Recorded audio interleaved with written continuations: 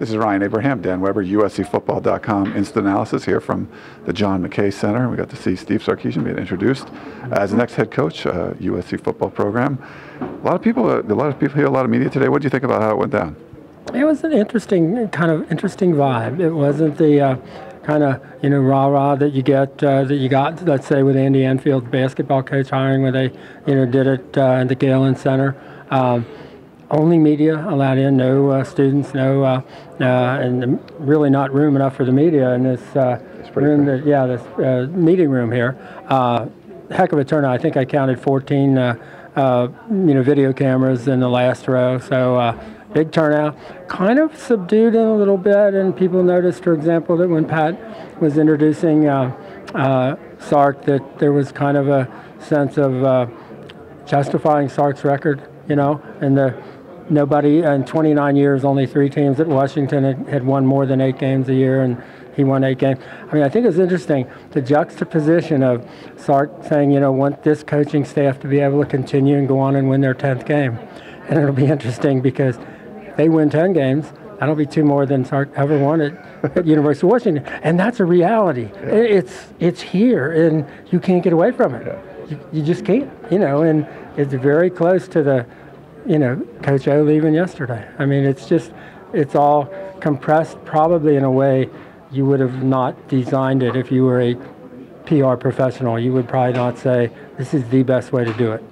There was 3 main priorities that Sark had going into his tenure as the USC football coach. What he's got to do right away in the next couple of weeks before the bowl game. You want to talk about what those were? Well, he's got to get. He's got to certainly, get recruiting organized. But that means he's got to get a staff. He's got to get coaches here. He said he's going to have them here, and they'll be here before the bowl game, and they're well underway.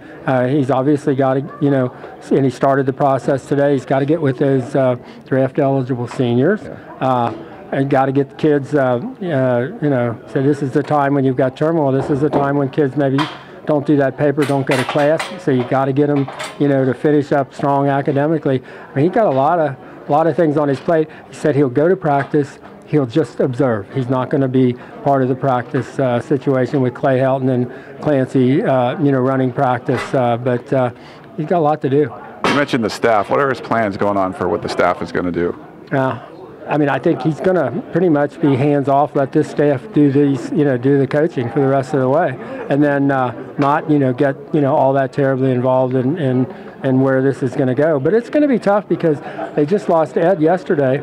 They're probably going to lose most of the rest of the coaches in the next couple of weeks as they're coaching them for the bowl game. So this is not an easy situation for these kids who've already, basically are on their 4th coach in a year and their 2nd interim coach. I mean, this is that's territory. And that's on top of all the NCAA stuff and all the other stuff. I mean, this is, as Cody said, I think it'll make us better. Nobody else has had to go, through what we've had to go through. But it's just a real interesting kind of different sort of announcement for, a new coach is being hired. And then last thing, we got to talk to Cody Kessler and Josh Shaw a little bit. What did the players have to say about the hiring of Coach Sark? Well, I think both of them were recruited by Sark hard, and Cody almost went there. Cody has very good things to say, about Sark. Josh is in that, position where he's evaluating whether he comes or goes, and he said the coaching change is definitely going to be a factor. And we'll see, how the process works out. But Cody, I think, very upbeat about going to kind of the way Sark plays offense, the way Sark handles quarterbacks and all that. So I think Cody's, was probably, real pleased with the way the meeting went last night and all that. And he said, this is the issue that kind of comes out here is, that they did so well playing with and for Coach O as a family.